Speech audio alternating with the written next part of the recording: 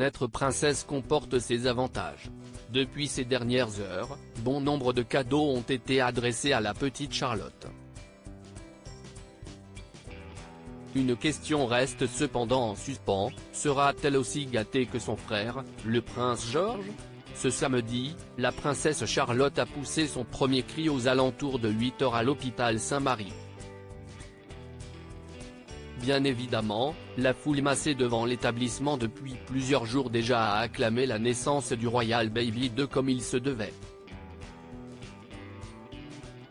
Depuis le début de la semaine, les proches du couple ont défilé afin de rencontrer la petite Charlotte.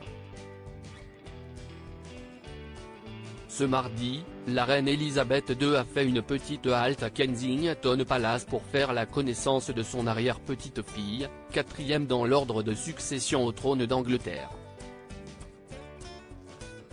Au revoir Londres, bonjour en Méhol.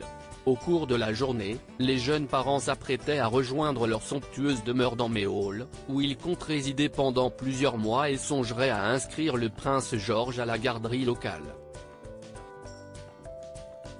Ce mercredi, le Télégraphe rapporte que la petite Charlotte a été couverte de cadeaux venus des 4 coins du monde depuis sa naissance.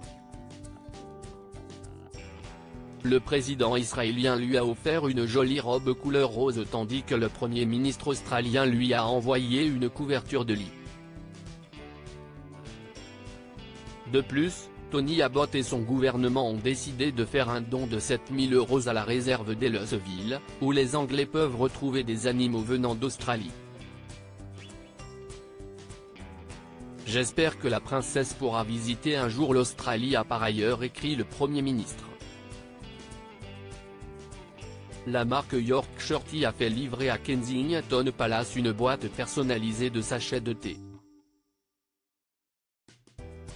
Pour l'instant, la princesse Charlotte a reçu une centaine de cadeaux.